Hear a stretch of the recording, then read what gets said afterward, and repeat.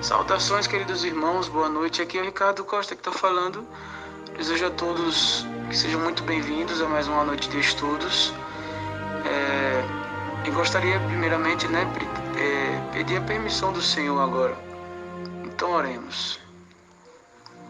Senhor Deus e Pai, Deus Todo-Poderoso, nós nos atrevemos a dirigir a palavra ao Senhor neste momento, ó Deus. Nós sabemos que é uma grande ousadia da nossa parte, porque nós somos pecadores. O Senhor é santo, todo-poderoso, mas pelos méritos de Cristo o Senhor nos aceita. Nós pedimos sabedoria dos altos, Senhor, nesse momento para o nosso Maestro e a nós outros, ó Deus, um coração humilde, submisso à Tua palavra.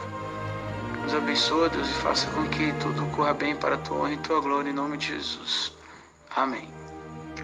Saudações a todos os nossos irmãos e amigos que nos acompanham no estudo do seminário sobre música.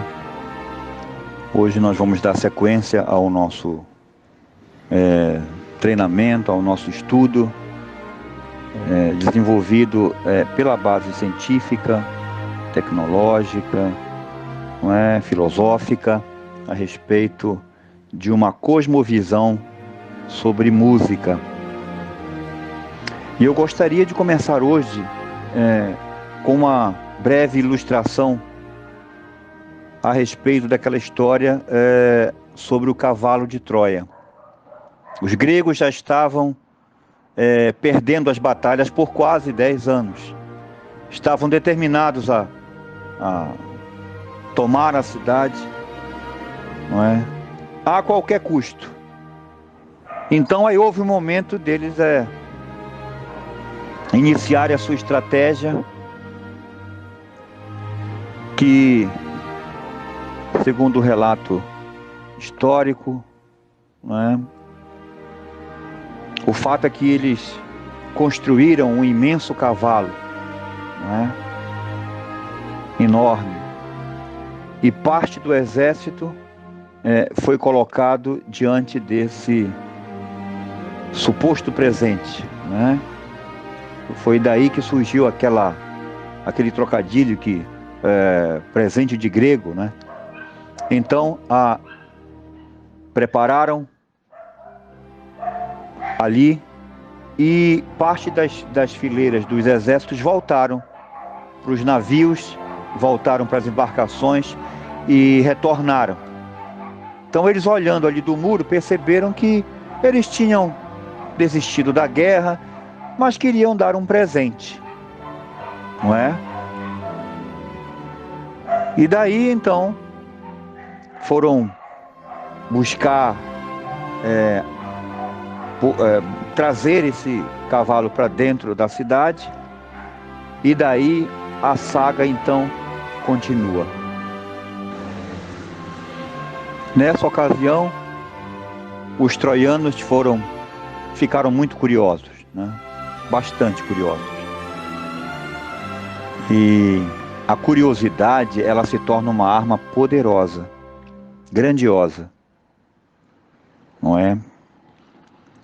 Foi a curiosidade de Eva que a levou trouxe próximo da árvore, que ela não deveria vir, Então a curiosidade, ela foi a ferramenta principal ali, fatal para os troianos, Eles então trouxeram o cavalo para dentro, E muito bem lacrado, muito bem fechado.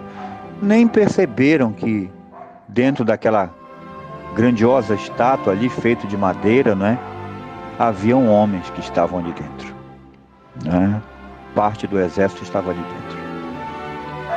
Então a curiosidade, ela foi crucial para o fracasso e para a derrota daquele povo. Durante a noite, os soldados que estavam dentro do cavalo se arrastaram lentamente até os portões, abrindo para que o exército que já estava a postos ali entrasse. E daí então houve a batalha ali dentro e a derrota do povo. Então a arma funcionou. A estratégia do inimigo, dos gregos, funcionou com perfeição, E aquela grande fortaleza que por 10 anos ninguém conseguia transpô-la, não é? Derrotar aqueles troianos, foi rapidamente, em questões de algumas horas, destruída por 2 fatores: pelo engano e pela curiosidade. E nós podemos tirar muitas lições a respeito do engano e da curiosidade. Para eu identificar algo errado, ou entre o certo e o errado, eu preciso conhecer o errado, não é? Para você identificar se uma nota, se uma cédula, ela é falsa ou é verdadeira, se você quer identificar se aquela marca daquele sapato é imitação ou não, né? Imitam muito sapatos aí das grandes marcas, não é? E somente especialistas, quem entende do assunto, é capaz de distinguir entre o falso e o verdadeiro. Então, trazendo para a nossa análise sobre música, nós precisamos estudar uma disciplina musical da musicologia, que é o gênero musical. O gênero musical aborda, não é, e discrimina todas as todas as músicas existentes no planeta Terra em grandes blocos de estilos musicais, não é?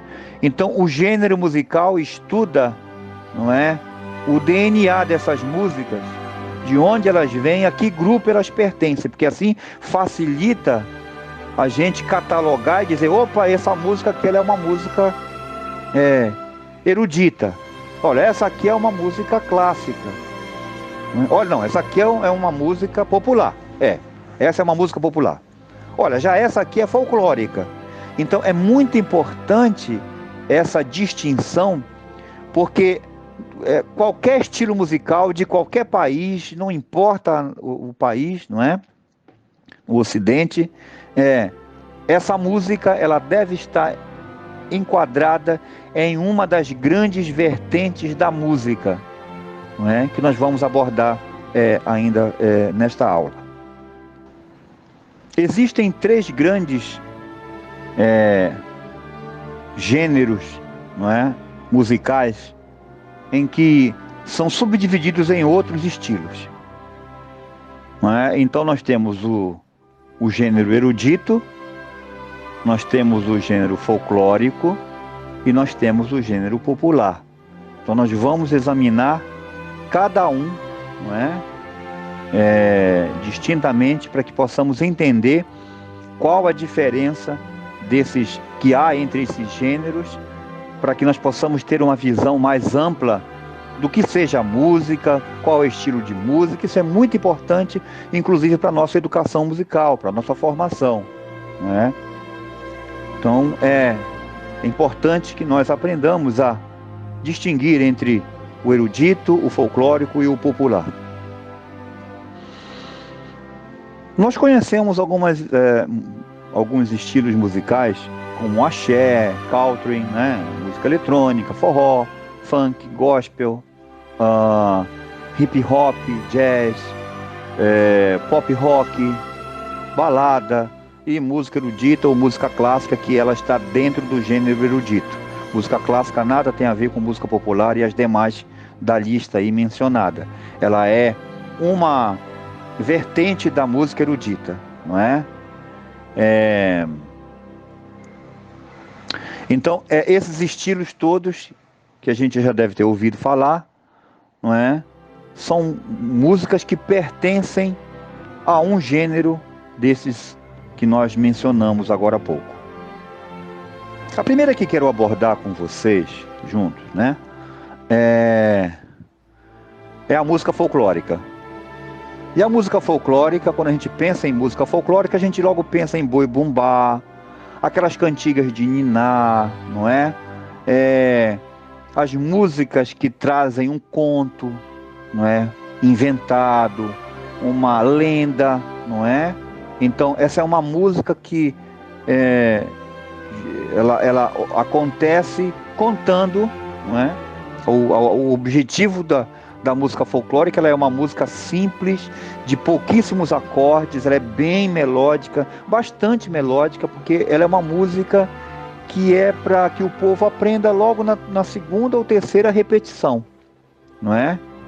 Então, a música folclórica, ela conta os contos mineiros, os contos do Rio Grande do Sul, não é? Contos urbanos ou contos rurais. Aqui, no caso, estamos na Amazônia, não é? Os contos folclóricos. Então, a música folclore trabalha contando na sua letra, a letra dela e a melodia e o ritmo típico trabalha em cima de contos, né, de lendas. Então, esta, portanto, é a música folclórica. Não precisa falar muito dela, porque ela é muito simples, é uma música do povo, é uma música de fácil entendimento, ela não é complexa para entender. Resumidamente, esse é o conceito de música folclórica. O próximo gênero que eu gostaria de trabalhar com vocês seria a música popular, ou o pop, não é? Essa música começou a entrar em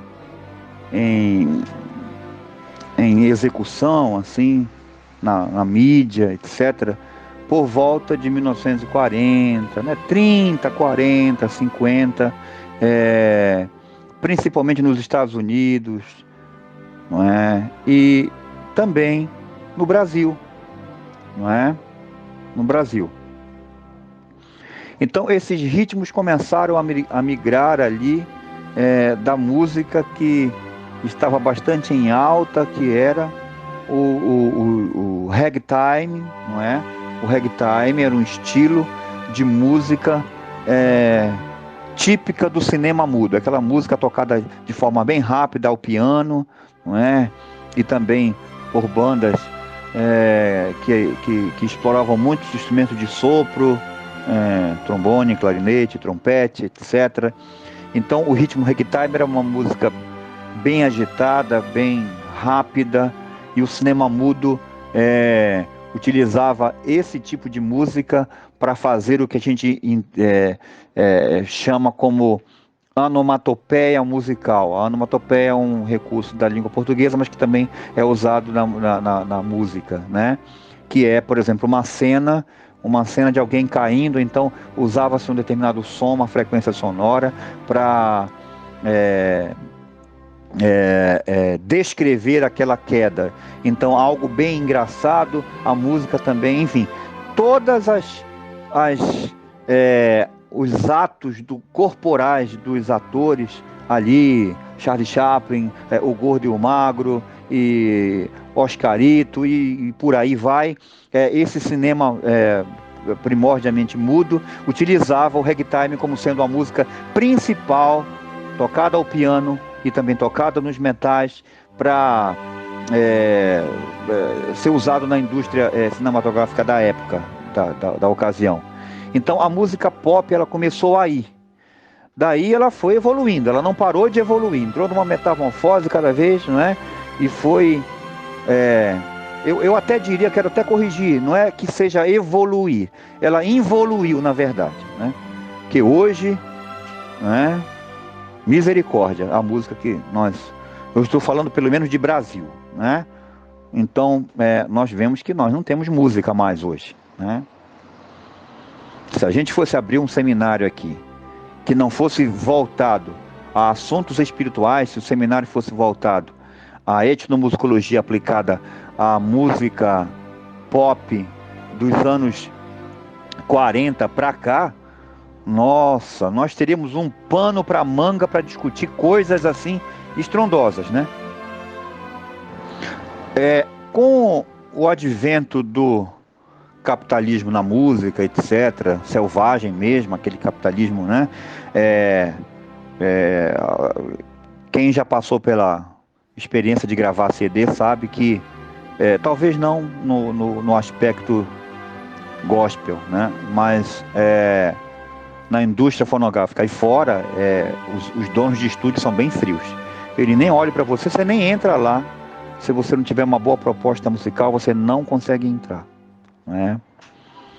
Então, era um caminho árduo e difícil de você mostrar o teu trabalho, sempre foi e continua sendo, né? E essa a história da música popular brasileira, para poder entender e contextualizar para a gente passar para a música cristã, é que não existe mais música original. Por exemplo, música popular brasileira, isso já acabou faz tempo, né? A música popular brasileira começou na velha guarda, depois jovem guarda, começou na propriamente MPB ali, né, com Tom Jobim e correlacionados ali, que foi Vinícius, né, Chico Buarque e depois mais contemporaneamente falando já vem Djavan e etc, vem outros aí, Jorge Vercillo e tal, aí desse pessoal, né, que foram saindo a pouco da mídia, porque esse pessoal só faz show particular. Você não vê mais na mídia, não tem mais vaga para essas músicas, a não ser que sejam programas específicos de rádio que possam exibir esse tipo de música. Mas qual é a reclamação quando a gente vai para encontros e discussões assim, em fórum de debate a respeito da qualidade musical brasileira, não é? Que nós estamos falando agora, estou abrindo esse hiato aqui. É que não existe mais as músicas de raiz. Por exemplo, a música sertaneja mesmo, né, de Tonico e Tinoco pra lá, não é? João Mineiro e Marciano, Sérgio Reis, essa música era um outro estilo. Nada comparado não é, com essas músicas sertanejas, entre aspas, que se faz agora, que é uma música sertaneja só com o nome, mas ela é rock puro, querido. Ela é uma vertente do rock misturado com balada. Eu disse para vocês, vou dizer de novo, do ponto de vista musical, secular, já se reclama que o rock tomou conta de tudo, não é? Ele se sobressaiu aos outros estilos. Então hoje sertaneja não é mais sertaneja, hoje pagode não é mais o pagode, não é? Hoje o samba de agora não é mais um samba, é um ritmo já, não é? Transgênico. Hoje nós vivemos uma era onde os ritmos todos não são mais originais. Você entende? Repito, não estou me referindo à música cristã, estou me referindo à música secular e que já há uma queixa dos próprios músicos, não é? Que não há espaço para eles nas rádios, ninguém ouve mais Tom Jobim, não é? Não ouve mais aquela música, não é? Ivan Lins, não é? E por aí afora, não se ouve mais isso. Hoje nós temos uma música mesmo que lixo, não é? Hoje nós estamos vivendo a era do rap, não é? Do pop rock, não é? Então essas músicas todas reunidas aí tomaram o espaço geral da mídia. Veja, se já há descontentamento no mundo entre os ímpios com relação ao fato real de que o rock veio para se sobressair diante dos demais ritmos e a música no seu contexto original já não existe mais, como a sertaneja, pagode, aquela coisa toda, música romântica, etc., e outros ritmos não existem mais, o que agora é uma balbúrdia de ritmos misturados, não é? O que dirá da música cristã? A música popular, ela tem a sua característica peculiar. Ela é bem eclética, vamos dizer assim, do ponto de vista secular, porque ela é uma mãe ali que reúne debaixo das suas asas uma infinidade de outros ritmos, né? E os ritmos hoje já perderam tanto a sua identidade, que é tanta mistura de ritmo. Agora existe samba pagode, né? E as indústrias ficam, né, confusas de construir um teclado arranjador, né, com a nomenclatura ali, fica difícil. Você tem que configurar mesmo, você tem que montar algo parecido, mesclar, não é? Ou baixar esses ritmos via software para poder aplicar no teu teclado e tocar esses ritmos bem mais contemporâneos, né? Porque já há uma mistura, uma miscelânea, uma mistura mesmo, uma Babilônia, para ser bem claro, rítmica, que permeia na música popular atual.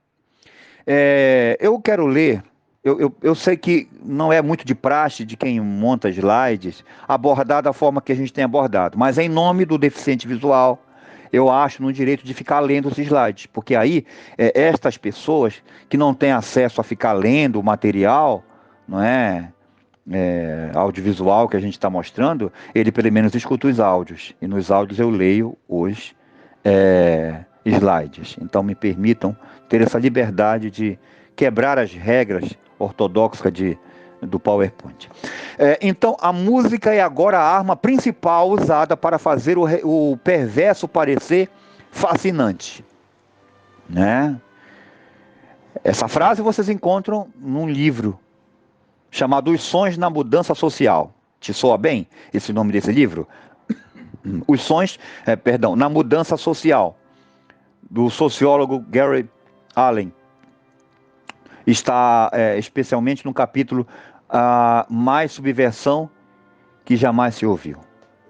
Então, a música é usada para ridicularizar a religião, a moralidade, patriotismo e produtividade, enquanto glorifica drogas, destruição, revolução e promiscuidade sexual. Essa é uma opinião, não é de leigo, não. Isso é a opinião de alguém que estudou sobre o assunto, pesquisou, conversou com ouvintes de rádios, de pessoas, tem uma vasta experiência de pesquisa para chegar então nesse material magnífico que é este livro, Os Sons na Mudança Social. Eu gostaria de compartilhar um depoimento que está num outro livro chamado A Música de Satanás Exposta. Também um livro bastante sugestivo. Muitos anos atrás, antes da minha conversão, eu tocava numa boate, músicas populares. Se alguém tivesse sugerido para mim, naquela época, que o mesmo tipo de música que eu tocava seria ouvida dentro das igrejas, hoje em dia, eu teria encarado essa possibilidade como uma piada do dia. Mas hoje, estamos ouvindo tal som. Mas não é piada. Veja a opinião desse músico que antes tocava, né, nos bares, nas boates e agora toca dentro da igreja. E ele continua dizendo, é um paradoxo lamentável. Músicas com estilo de rock, jazz, blues estão sendo ouvidas dentro da igreja e poucos estão falando contra. Outros estão questionando, mas não dizem nada.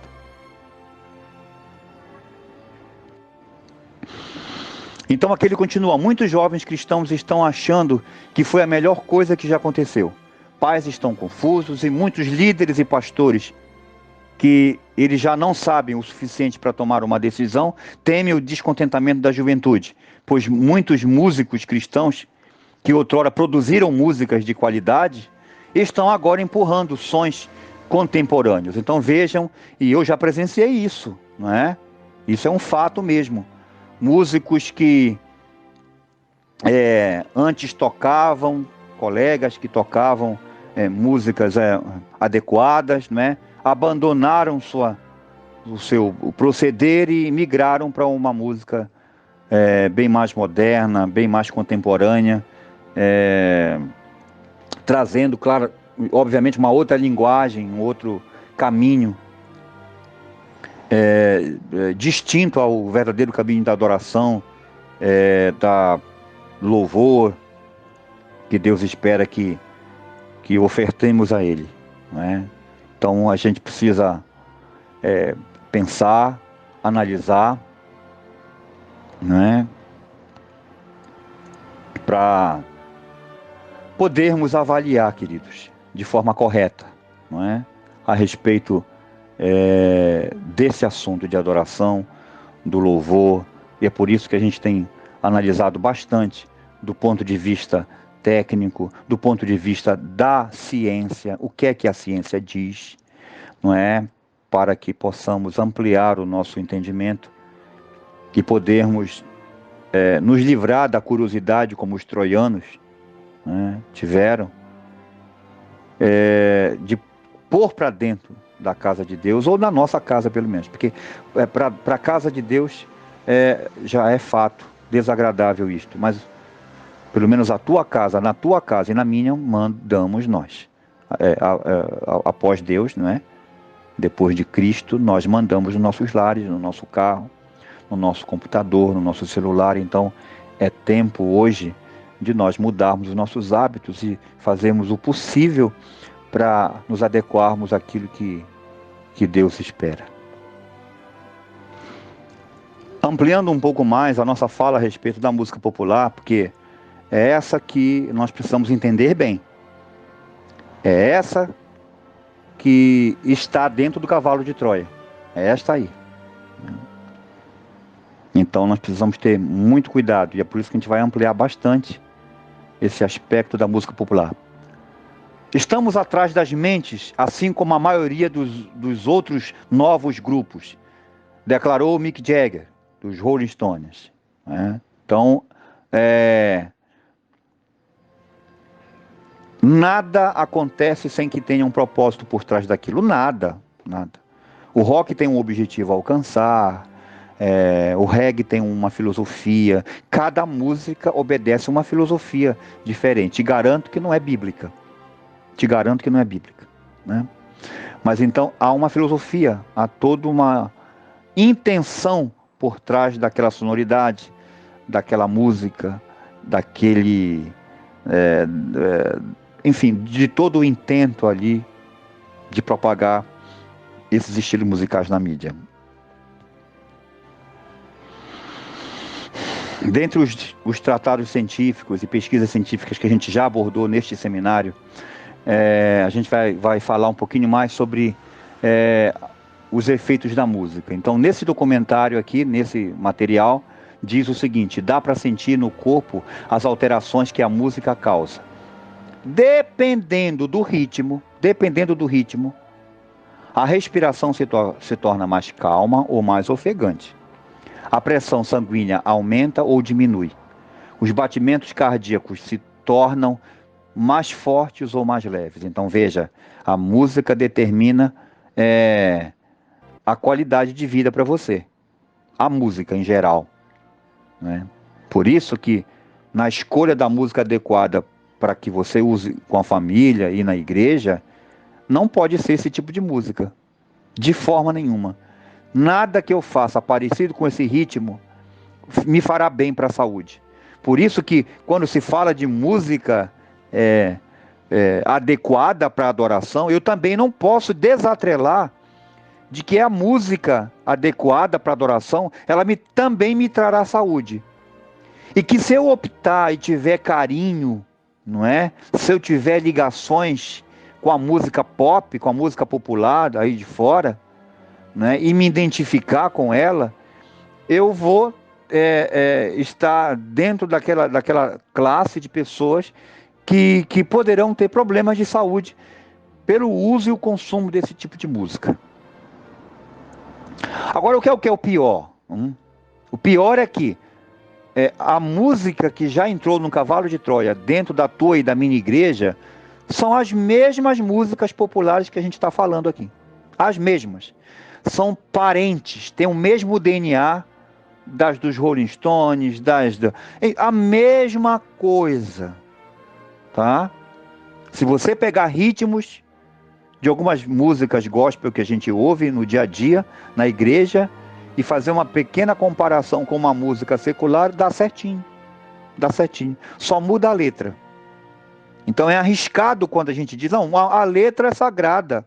Então tornou a música sagrada. Não, querido. O cérebro não quer saber de letra.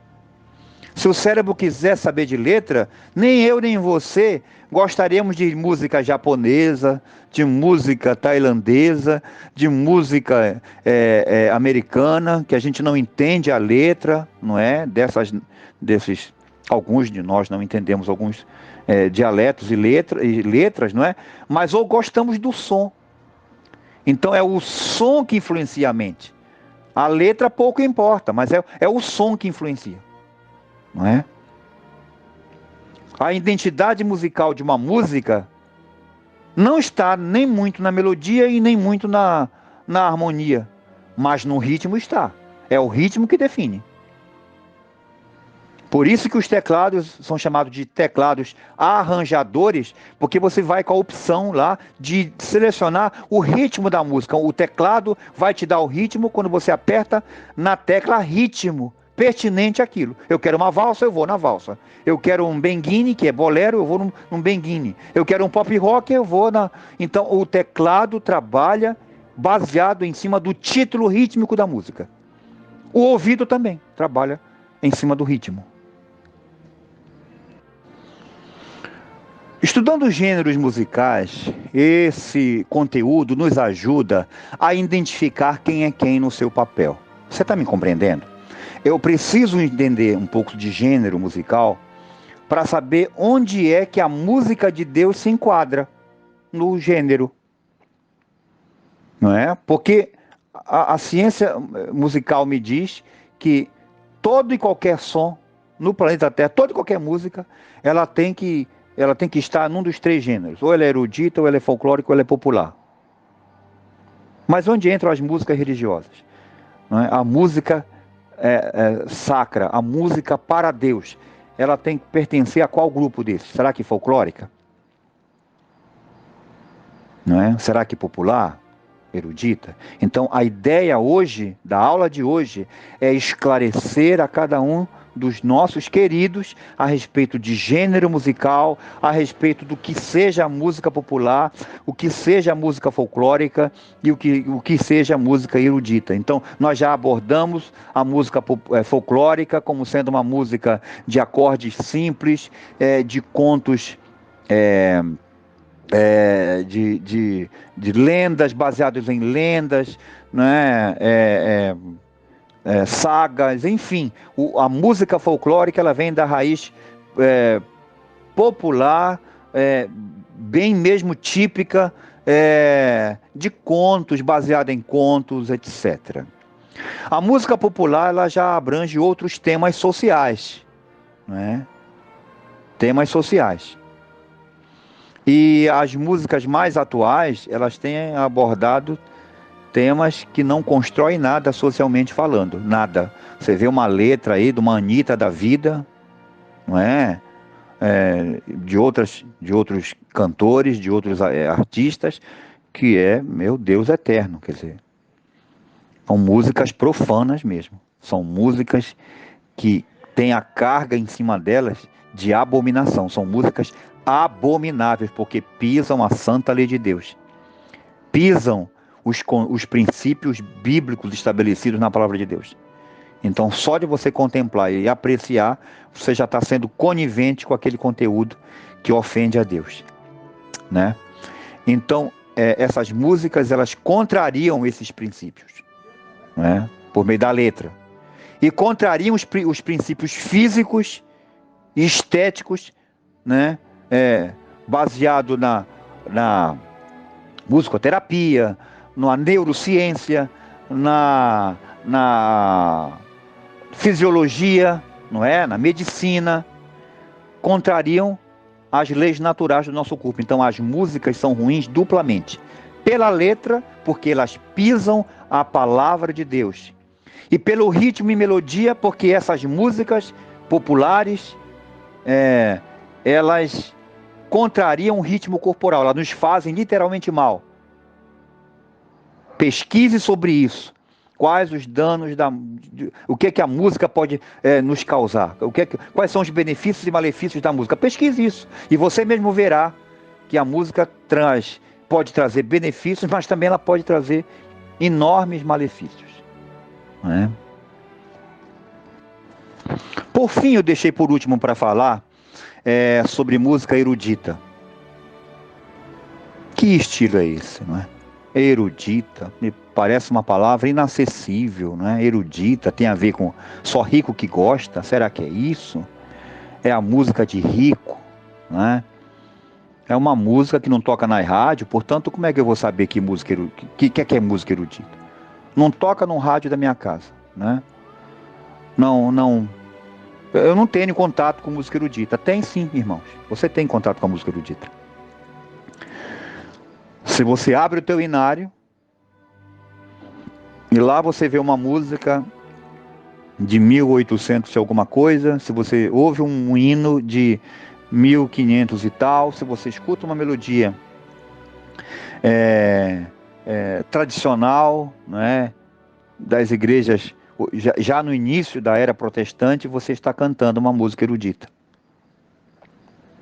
Música erudita são melodias separadas, distintas, que exigem uma técnica musical diferenciada, que existe uma execução, que obedece leis como prosódia, métrica musical, teoria musical, não é? Então, a música erudita, ela é uma música também conhecida como música de concerto, não é? Aquela música dos teatros, aquela música onde os músicos estudam meses aquela obra musical, que é de difícil execução. Você olha assim, meu Deus, mas que violino, que velocidade, que sonoridade.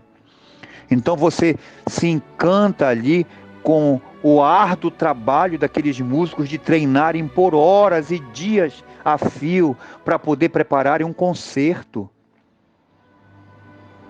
não é? Então a música erudita tem a ver também com perfeição. É uma música que você treina, porque você não pode errar diante do público. Imagina, apesar de que erros acontecem, mas é muito raro você ver uma bela orquestra, um belo solista, não é? Errar ali, grosseiramente, a grosso modo, diante do seu público. Não, o concerto é algo que foi previamente ensaiado, trabalhado. Então comece a estudar comigo em nome de Jesus, querido, e entenda quais os adjetivos, não é? Que envolvem esse termo música erudita. Primeiro, música erudita eu já ouvi, já te disse, estão inclusas no teu inário, não importa se é em harpa cristã, inário do cantor cristão, inário da igreja cristã congregacional do Brasil, inário adventista do sétimo dia. Inário, o nome já está dizendo, o inário, né, salvo raríssimas exceções, mas grande parte dos hinos ali são músicas eruditas de qualidade. Os inários mais contemporâneos já fizeram uma mistura de músicas de excelente qualidade com música de não tão boa qualidade assim, né? Afirmar inerrância no inário, não, isso aí é desconhecimento de musical. O inário tem erros, sim. Tem erros teológicos na letra de algumas canções, tem erros rítmicos, não é? Outro dia outro cidadão disse, olha, tem síncopa no hino fulano de tal, ciclano de tal. Sim, claro. Quem disse aqui um dia que os hinos todos foram feitos, foram entregues no Monte Sinai, não é? Próximo da sarça ardente, irmãos? Por favor. O inimigo está aí com um cavalo de Troia em tudo que é feito para a honra e glória de Deus, ele está lá para desonrar. Em tudo. Foi assim desde o Éden e não vai ser diferente nos nossos dias. Em tudo ele quer tentar meter o dedo em todas as obras, todos os intentos, todos os projetos grandiosos, que seja para fins de louvar, engrandecer, glorificar o nome do Senhor, ele está presente.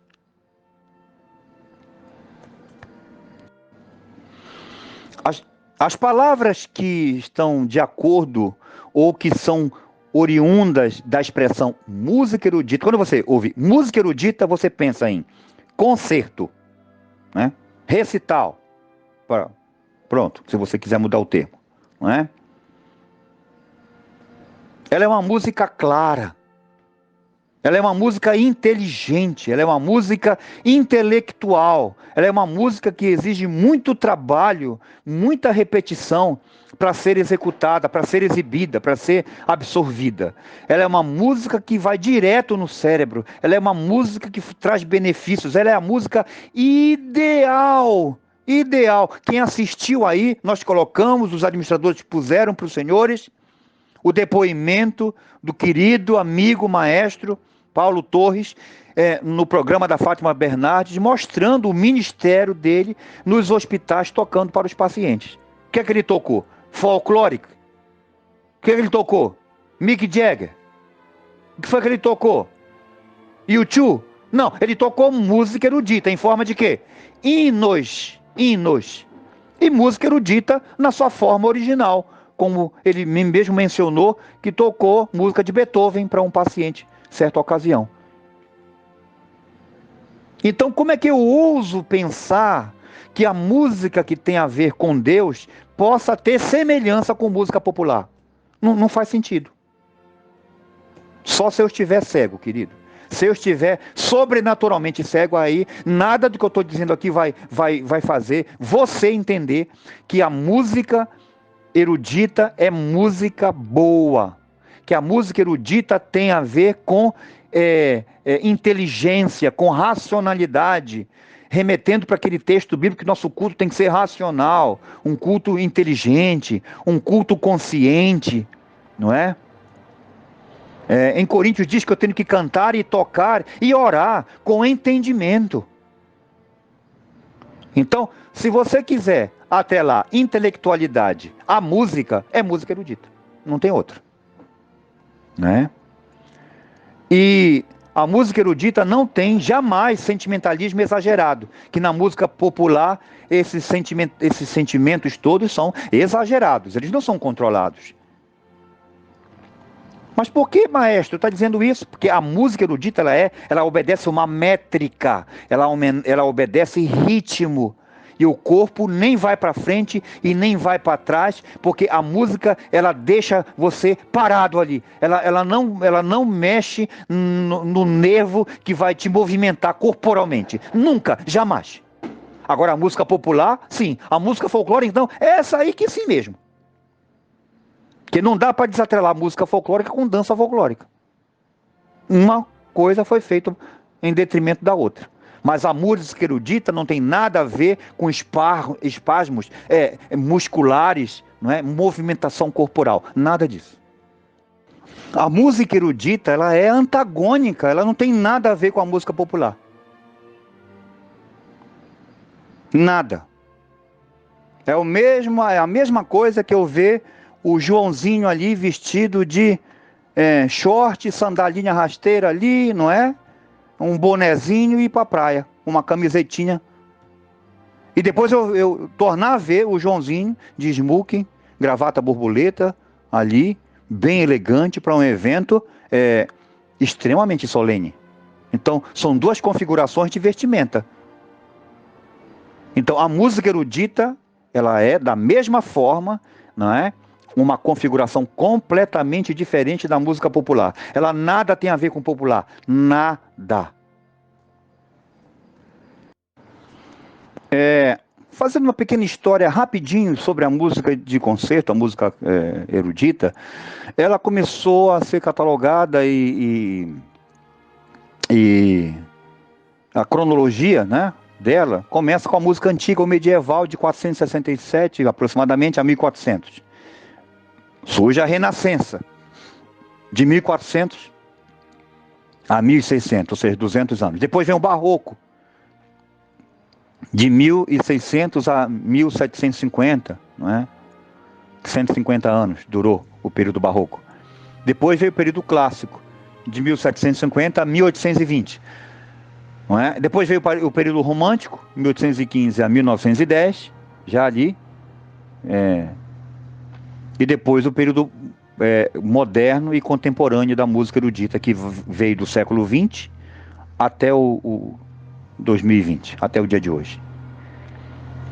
É óbvio que alguma coisa mudou, né, nessa evolução da música erudita ao longo destes séculos, mas mudou pouquinha coisa.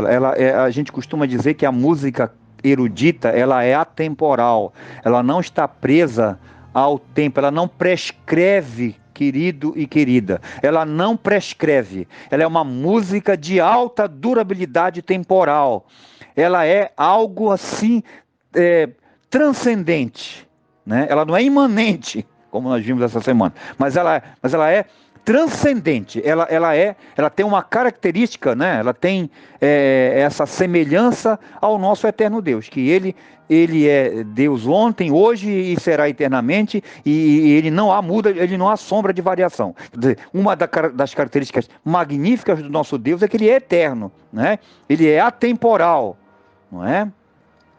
Eterno, coeterno, né?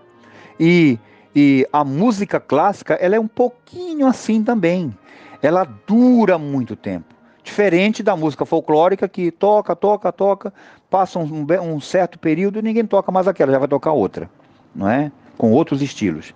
A música popular, então, nossa, como nós dissemos na fala algum tempo atrás, a música popular veio da música da Jovem Guarda, não é? Velha Guarda, Jovem Guarda, depois veio Bossa Nova e assim vai, enfim.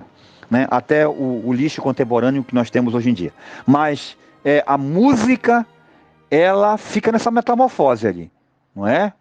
A música popular, ela é muito semelhante àquele tipo de animal que ele fica da cor daquele objeto que ele está ali para se camuflar.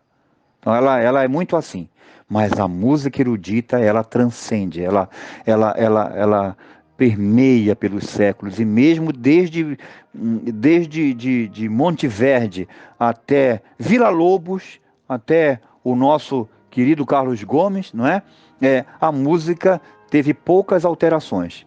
Não dá para falar quais essas alterações, mas a grosso modo, para falar para você numa linguagem simples, a música não sofreu grandes alterações, não tem bateria, você não vê Vila Lobos tocar uma música com ritmo extremamente sincopado, não é? Com uma arritmia, uma irregularidade rítmica. Não, a música erudita contemporânea do hoje, do 2020, se algum músico compuser esta música para o seu concerto de formatura no conservatório da vida, ele vai ter que obedecer às regras de séculos. Se ele fizer uma sonata, é uma sonata com as características e normas de uma sonata. Se ele fizer um prelúdio, é um prelúdio que obedece. Você está me entendendo? Quer dizer, essa música é a música que tem toda a característica do Deus eterno.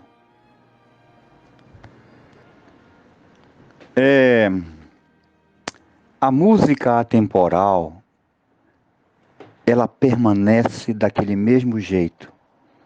Ela obedece critérios ortodoxos ali, ela obedece critérios protocolares de que ela tem que ter aquele mesmo andamento, ela tem que ter aquela mesma característica rítmica, melódica e harmônica, não é?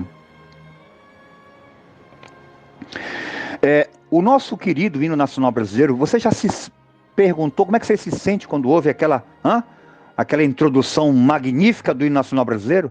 Pois é, ele já tem 189 anos, olha aí, não é? A música foi composta em 1822 pelo compositor maestro Francisco Manuel da Silva e foi executada pela primeira vez em público no dia 13 de abril de 1831, não é? Na despedida de Dom Pedro I, que voltara para Portugal. Então veja como transcende o valor e o tempo de um hino deste. 189 anos. Correndo com o tempo, que ele já está bem veloz, o hino dos Estados Unidos foi composto em 1814, há 206 anos. Não é? Então veja que coisa magnífica, não é? Esses hinos, essas melodias eruditas, todas eruditas, passarem de década em década, de século para outro século, ali, tranquilamente. E veja como essa questão de gosto é uma luxúria humana, uma vaidade. Queridos, me ouça agora. Nós sabemos que existe um ditado que gosto não se discute. Isso aí é um absurdo total, né? Como que gosto não se discute? E os concursos aí, hein? Que quem é que vence Miss, não sei o quê, etc. Concurso da melhor poesia, concurso de matemática. Gosto se discute, sim senhor. E como? Como que não se discute gosto? Não é? Quer dizer, o problema, quer dizer, gosto, tem uma outra frase que eu gosto muito, se discute e lamenta-se, né? Se discute e lamenta-se profundamente, não é? Observe comigo que esses hinos todo mundo canta, mas ninguém ousa dizer, esse hino é cafona, é do tempo do descobrimento, não sei do que. Isso aqui, voltar a cantar isso no tempo do pastor presidente da Assembleia de Deus, daquela época, do pastor Firmino, não, cantar esse hino aqui. Mas querem que a gente cante coisas do tempo da Ellen White? Eu lamento, olha, eu lamento e choro profundamente por um total desconhecimento, não é? Por uma frase infeliz desta, não é? Do indivíduo que não conhece que a música erudita é o hino nacional da própria nação dele. Falar da música erudita, ousar falar de um hino, é falar da sua própria nação, porque a música foi escrita, o hino foi escrito para exaltar, glorificar a sua própria nação. E pode reparar que desde o mais velho, idoso, né, até o mais bebezinho que já consegue entender, cantam o hino nacional. O meu filho frequenta uma escola que às segundas-feiras é o hino nacional, nas quartas-feiras é o hino do Pará, né, e na sexta-feira o hino da escola. Quer dizer, só o hino do Brasil tem 189, quer dizer, ninguém reclama, ninguém diz porque, olha, eu já não aguento mais cantar o hino nacional. Não, porque ele já se eternizou. Ele já entrou para a temporalidade. E ninguém fica falando porque é antigo, porque é isso, porque é aquilo outro, todo mundo canta e com arrepios na alma. A gente vê nas Olimpíadas aí, jovens brasileiros, jovens mesmo, adolescentes, ginastas, cantando com entusiasmo o hino nacional brasileiro, louvando a pátria magnificamente, sem essa discussão do profano, do sacro, do que é pós-moderno, do que é antigo, nem nada. Cantam felizes. Sem ficar discutindo, eu não gosto, eu acho feio, isso aí é do tempo da minha avó. Não existe isso, porque essa música ela está acima de qualquer suspeita. Esse hino está acima de qualquer comparação com qualquer musiquinha que a gente possa comparar. Então, do mesmo modo que todo mundo canta o hino nacional da sua pátria, do seu país, sem vir com aquela ideia de que, isso já é ultrapassado. Não é ultrapassado porque se renova. E se nós estivermos vivos até lá, que eu sei que não estaremos, daqui a mais 100 anos, o hino nacional brasileiro vai estar sendo cantado pelas gerações daqui a 100 anos, e eles não vão estar cogitando a ideia, certamente, de ficar mudando o hino, colocar uma coisa, uma bateria, um negócio. Não existe isso. Não é engraçado? Não é interessante que para as coisas de Deus, nós temos que modernizar. Nós temos que colocar sintetizador, bateria, e nós temos que colocar um monte de coisa. E não faz sentido.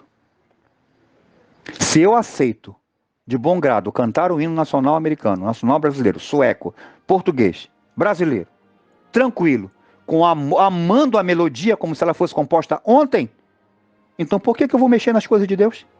Não faz sentido. O mais antigo hino de uma nação no mundo, de todas as nações do mundo, é o hino da Holanda. Ele foi composto em 1568. Bem, né, próximozinho ali da Reforma. Não é? E é cantado tranquilamente até os dias de hoje. Ninguém reclama porque é antigo, porque é do tempo de não sei quem.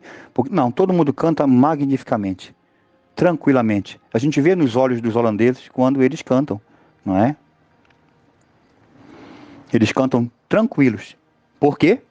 Porque é uma música atemporal. É uma música que ela está acima da estética, do eu gosto, do que eu não gosto. Eu acho melhor isso, eu acho melhor aquilo. Porque isso aqui é antigo. Irmãos, música erudita, ela não prescreve. Música erudita, ela não envelhece. Ela não envelhece. Não existe isso. Quando nós cantamos o hino nacional brasileiro, vamos falar do nosso, o que é que nos remete? Respeito pela pátria, solenidade, honra, reverência, só palavras poderosas, exaltação. E tudo isso, querido, querida, é cantado em altíssimo padrão. O hino nacional brasileiro do teu e do meu Brasil. Quando nós cantamos essa música poderosa, erudita, transcendente, nós somos levados a pensar nessas palavras que você está vendo aí no slide. Não é? E nós temos que pensar. Não é? Temos que pensar de que a música, para Deus, ela tem que ter essas mesmas características. Erudita como os hinos são, transcendentes como os hinos são, atemporais como os hinos são, elas têm que ter respeito, solenidade, honra, reverência, exaltação ao nosso eterno Deus. Por isso que elas são muito parecidas. Quando você vê um hino da Holanda, tem muitos hinos de países que são. O hino da Alemanha está no hinário. Está no hinário de várias denominações. Só mudou a letra, mas está lá, louvando ao Senhor. Vê só como eu tenho razão? Quer dizer, as músicas eruditas, a música erudita ela é a mesma que o hino, que os hinos das nações. A mesma que os hinos dos hinários. Então, é neste padrão que Deus merece ser adorado, merece ser exaltado. Muito obrigado pela atenção de hoje, que Deus te abençoe e que o Santo Espírito possa ampliar cada vez mais a nossa visão, o nosso entendimento, para que possamos distinguir entre o certo e o errado e possamos entender qual é a boa e agradável vontade de Deus para a nossa vida, para que possamos assim adorá-lo em espírito, mas também em verdade. Com emoção, não é? Mas também com entendimento. Que Deus te abençoe. Muito obrigado pela atenção. Oremos. Santo Deus e Pai, obrigado por esta noite, por esta oportunidade de estudarmos um pouco mais desse assunto. Pedimos que o Senhor Deus venha nos instruir a cada dia, Deus, para que possamos fazer a Tua vontade da melhor maneira possível, porque o Senhor é perfeito e merece a nossa perfeição. Nos abençoe o nosso Maestro e abençoe todas as nossas famílias, em nome de Jesus. Amém.